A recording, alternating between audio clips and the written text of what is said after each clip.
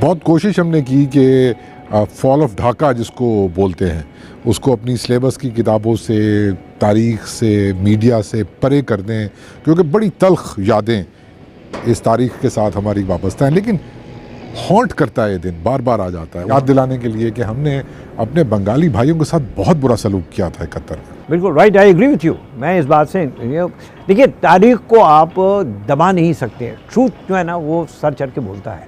लिहाजा बंगाल में जो कुछ भी हुआ है, मैं समझता हूँ कि मेरी अपनी ज़ाती राय ये है, अब जाकर ये 49 ईयर्स के बाद आप पाकिस्तान के मुख्तलिफ हलकों में जाएंगे तो ये जो आप बात कर रहे हैं कि हमने बड़ी ज़्यादती की है, ये एक कंसेंट अब आ रहा है इसके हवाले से कि yes we did something wrong. WhatsApp guys আসসালামু আলাইকুম। আপনারা কেমন আছেন? আশা করি সবাই ভালো আছেন। আমি জুনেদ, আপনারা দেখতেছেন জুনেদ আলী অফিশিয়াল। আমি আপনাদের জন্য একটি ভিডিও প্লে করতে যাচ্ছি, সবাই দেখবেন। আশা করি সবাই দেখবেন, ভালো লাগবে। आज बात करने वाले हैं फॉल ऑफ ढाका के हवाले से कि पाकिस्तानी मीडिया के ऊपर बांग्लादेश की अलहदगी को लेकर क्या बात की जा रही है और बांग्लादेश के हवाले से क्या बात कर रहे हैं। आज इसी हवाले से वीडियो है। वीडियो की तरफ बढ़ने से पहले आप दोस्तों से गुजारिश है, अगर आप चैनल पर नए हैं तो चैनल को सब्सक्राइब करें, साथ बने पहले आइकॉन को भी दबाएं ताकि आपको वीडियो का नोटिफिकेशन सबसे पहले मिलता रहे। चलें वीडियो स्टार्ट करते हैं जी, हैवी गो। बहुत कोशिश हमने की कि फॉल ऑफ ढाका जिसको बोलते हैं उसको अपनी सिलेबस की किताबों से, तारीख़ से, मीडिया से परे कर दें, क्योंकि बड़ी तल्ख़ यादें इस तारीख़ के साथ हमारी वाबस्ता हैं। लेकिन हॉन्ट करता है ये दिन, बार बार आ जाता है। 49 बरस होने को आ रहे हैं इस मरतबा। 16 दिसंबर फिर आ गया हमें याद दिलाने के लिए कि हमने अपने बंगाली भाइयों के साथ बहुत बुरा सलूक किया था 71 में। बिल्कुल right, I agree with you. मैं इस बात से देखिए, तारीख को आप दबा नहीं सकते। ट्रूथ जो है ना वो सर चढ़ के बोलता है। लिहाजा बंगाल में जो कुछ भी हुआ है, मैं समझता हूँ कि मेरी अपनी ज़ाती राय ये है, अब जाकर ये 49 ईयर्स के बाद आप पाकिस्तान के मुख्तलिफ हलकों में जाएंगे तो ये जो आप बात कर रहे हैं कि हमने बड़ी ज़्यादती की है, ये एक कंसेंट अब आ रहा है इसके हवाले से कि yes we did something wrong. That acceptance is very much there, ठीक है ना। लेकिन तारीख का हिस्सा नहीं बनाया गया था उसको, इसीलिए आप देखेंगे कोई बहुत ज़्यादा राइटिंग इसके ऊपर नहीं है। बहुत कम किताबें लिखी गई हैं, 100 भी नहीं होंगी किताबें लिखी गई हैं इसके ऊपर। इस चीज़ को समझने की ज़रूरत है। लिहाजा we wanted, if you close your eyes it does not close history. History is very much there, Bengal is very much there, Bengal is part. अब जो बंगाल है, इट्स ए डिफरेंट बंगाल, जिसको हम बांग्लादेश कहते हैं। It is not, they don't call themselves Bengali, they call themselves Bangladeshi, ठीक है ना। और ये जो उनके आइडेंटिटी का जो क्राइसिस हमारा सारों का होता है, जिसको हम आइडेंटिटीज़ कहते हैं, इसका कोई मेगा आइडेंटिटी से लड़ाई नहीं थी। बंगाली ने कभी ये नहीं कहा कि पश्चिमी पाकिस्तान के मुसलमान ने हमें एक्सप्लॉइट किया। उन्होंने कहा पंजाबी ने किया, सिंध ने कहा उसने किया। हमने एथनिक लाइन पे देखा कि हमारा जो स्मॉल नैरेटिव है वो द आइडेंटिटीज़ की है। Those identities are not in conflict with your mega identity. That has got to be understood. उसका एक कंसेंसस है, लूजली कंस्ट्रक्टेड कंसेंसस, यह कि हम मुसलमान हैं, हमें नमाज भी पढ़नी है, हमने रोज़ा भी रखना है, हज में भी जाना है। वहाँ से बांग्लादेश से भी लोग आ जाते हैं हज करने के लिए, पाकिस्तान से भी जाते हैं और सब जगह से भी जाते हैं। तो ये एक जनरल कंसेंसस है कि वी आर मुस्लिम, वो अपनी जगह पे है। लेकिन लड़ाई जिस चीज़ पे वो है economics, that we have not understood. और आइडेंटिटीज़ जो है ना, आइडेंटिटीज़ की लड़ाई ही इकोनॉमिक इश्यूज़ के ऊपर। बंगाली ने कहा कि किसने एक्सप्लॉइट किया, खा गया जी हमें, कौन, पंजाबी खा गया। सो ये distribution of wealth and distribution of power के हवाले से भी empowerment is just not your freedom to express yourself. It is a combination of many things, which includes your economic activity also. Our women are they figure nowhere in our economic activities. लेकिन ये जो economic activities होती हैं, obviously ये कोई abstract चीज़ नहीं है। और जब ये कंक्रीट शक्ल में सामने आती है तो जो उसका मीडियम होता है वो क्लास सिस्टम होता है किसी भी सोसाइटी के अंदर। एक क्लास अपर होती है और एक लोअर क्लास सबाल्टर्न्स होते हैं या पछड़े हुए तबके होते हैं।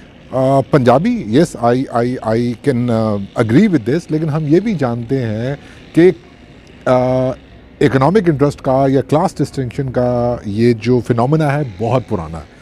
मुझे वो सर सैयद अहमद ख़ान का खुतबा याद है जो लखनऊ में इन्होंने दिया था, 1876 या 77 की शायद बात है। और टॉपिक था कि मुकाबले के यकसा इम्तहानात नहीं होने चाहिए, क्योंकि बंगाली जो है वो पढ़े लिखे, अंग्रेज़ी उनको आ गई है, पढ़े लिखे तो खैर उनको नहीं मानते थे, अंग्रेज़ी सीख गए हैं तो वो।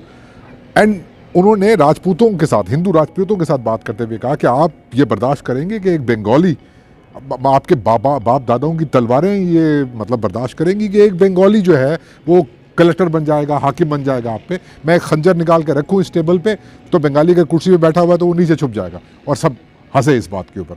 ये रवैया हमारी उर्दू अशराफिया का रहा, जो बुनियादी तौर पे बाद में पाकिस्तान में आकर के उन्होंने पाकिस्तान का नैरेटिव, वो जिस उम्मा के नैरेटिव की आप बात कर रहे हैं, वो बनाया। तो ये डिस्टिंक्शन, ये क्लास डिफरेंस, ये इकोनॉमिक इंटरेस्ट का क्लैश बहुत पुराना है, 100 साल पुराना है। जी बिल्कुल, I agree with you, I am not disagreeing here, but the point I am trying to make it, ये यहाँ पे जो मैं करना चाह रहा हूँ, एक्सप्लॉयटेशन जब मुसलमानों का हुआ बंगाल में, वो पंजाबियों के हाथों नहीं हुआ था उस वक्त, वो हुआ था बंगालियों के हाथों। अगर if you read a very interesting book, the gentleman of Bengal, the bhadralok of Bengal, एक ऑस्ट्रेलियन ऑथर है उसका है, जिसमें उसने 20 फैमिलीज को लिया है। दे वर ऑल चैटर्जीज एंड बैनर्जीज और इसके फ्यूडल सिस्टम। इसी तरह फ्यूडल सिस्टम पंजाब में भी था, सिंध में भी है, ठीक है ना, ये सारे system, and they exist to this day. It is very much there, it is the mindset, it is not only the wealth, it is the mindset. जो सर सैयद अहमद खान कह रहे थे वो माइंड सेट है जो आज भी है। आज भी आप अपने आप को जट कहते हैं, आज भी आप अपने आप को राजपूत कहते हैं, you take pride in that. So there is nothing wrong with that, you know, taking pride. जो क्लैशेज उसकी नहीं हो रही हैं, क्लैशेज इकोनॉमिक इंटरेस्ट की हो रही हैं। अयूब खान के ज़माने में क्या हुआ? कथा कलामी की इजाज़त दे दें मुझे, आई एम सॉरी। नहीं बिल्कुल, प्लीज़ प्लीज़। प्रॉब्लम नहीं है कि अगर कोई अपनी कास्ट के ऊपर प्राइड लेता है, लेकिन प्रॉब्लम है भी। प्रॉब्लम है ऐसे कि हिंदुस्तान के अंदर जो कास्ट सिस्टम है, it's around 4,000 years old at least, ठीक है। और वो जो उनकी मनुस्मृति है उसके अनुसार कोई 2800 ज़ातें हैं, और जो सबसे लोएस्ट हैं वो दलित कहलाती हैं, और वो दलित तो अपने दलित होने पे प्राइड नहीं ले सकता, ठीक है ना। तो जो मेनली सर सैयद का माइंडसेट था वो सिर्फ राजपूत और इस किस्म की कास्ट पे नहीं था, वो तो दलितों को जो कन्वर्टेड मुस्लिम्स थे, मुसलमान मानते ही नहीं थे। अपनी कई किताबों, कई खुतबों में उन्होंने कहा है कि ये मुस्लिम्स नहीं, ये कलमा गो हैं, वो मुसलमान है ही नहीं, वो कलमा गो हैं। और वो जो असबाब बगावत हिंद में उन्होंने ये लिखा कि हमारा अशराफिया का तो कोई कसूर ही नहीं था इस गदर के अंदर, ये चमारों के खून में बड़ी गर्मी आ गई थी, लोहारों के खून में बड़ी गर्मी आ गई, something like that. Very interesting. It is not the history of the subcontinent only. If you have ever got a chance to read Culture and Imperialism, तो गोरा भी यही कहता है।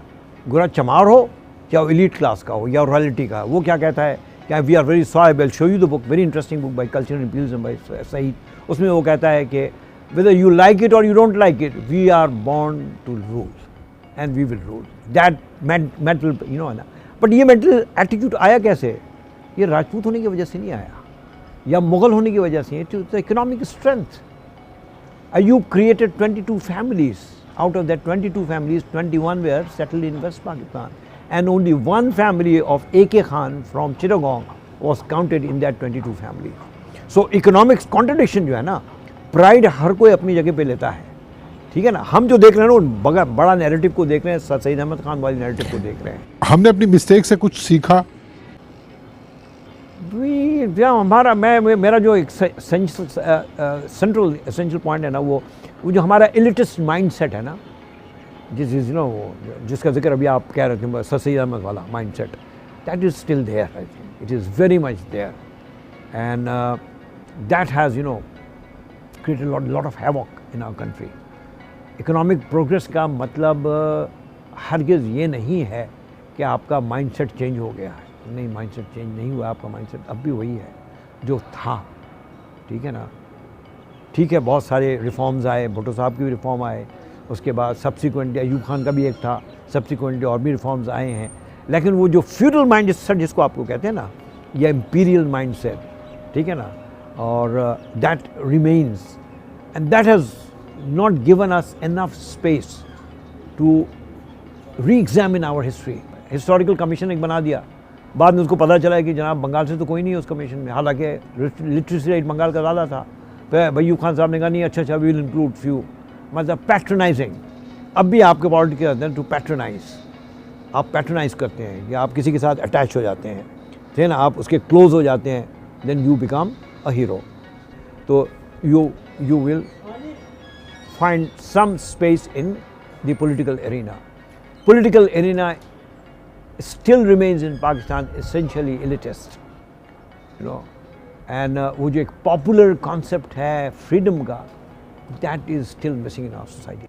तो जी ये थी वीडियो, और आपने वीडियो में देखा कि ज़ात को लेकर ये जो झगड़े थे ये तवील होते गए, पंजाबी हूँ, जट हूँ, राजपूत हूँ। तो ये बात की जा रही है सर सैयद अहमद ख़ान के खुतबे के हवाले से कि जो निज़ाम तलीम है वो यकसा नहीं होना चाहिए, राजपूत कम पढ़े लिखे हैं और बंगाली इंग्लिश जानते हैं, ज़्यादा एजुकेट हैं।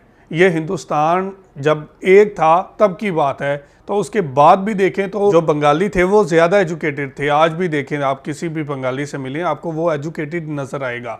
तो ये एक फ़र्क था और ये एक तफरीक थी जो पंजाबियों और बंगालियों के दरमियान में डाली गई। और उसके बाद देखें तो ये जो एक दूसरे के ख़िलाफ़ जो एक तनाज़ा था ये बढ़ता गया। बंगालियों को बहुत प्राउड था अपनी लैंग्वेज के हवाले से, बंगाली लैंग्वेज के हवाले से, तो वो ये बात करते थे कि हमारे हकूक़, हमें भी बराबरी की सतह पे जो सीटें हैं वो दी जाएं, हमें भी बराबरी सतह पे नौकरियां दी जाए, हमें भी बराबरी सतह पे जितने भी राइट्स हैं मगरबी पाकिस्तान के वो दिए जाएं। लेकिन ऐसा नहीं हो सका। कुछ मुट्ठी भर सियासतदानों ने इसके अंदर भी गफले किए, इसके ऊपर भी एतराज़ात किए, और ये जो बराबरी की सतह पे ताल्लुकात थे ये इस्तवार नहीं किए गए, तफरीक डाली गई और इनके अंदर एहसास महरूमी रखी गई, जो कि पाकिस्तान के हुकूमती ओहदेदारों की बहुत बड़ी गलती साबित हुए, जिसकी वजह से एक बंगाल बांग्लादेश बन गया और वो पाकिस्तान से बांग्लादेश में कन्वर्ट हो गया। तब भी जमहूरियत को एक साइड पे रखा गया, और कभी भी जमहूरियत की बात आज भी करें तो हमें शर्म आनी चाहिए कि 1971 के इलेक्शन में हमने जमहूरियत की तो बात ही नहीं की, हमने जमहूरियत को तो माना ही नहीं था, और आज असम्बलियों के अंदर खड़े होकर जमहूरियत की बातें करते हैं, जमहूरियत के नारे लगाती हैं। तो ये थी आज की वीडियो। आप इस वीडियो के बारे में क्या कहना चाहते हैं ज़रूर कमेंट करके हमें बताइएगा। बहुत शुक्रिया।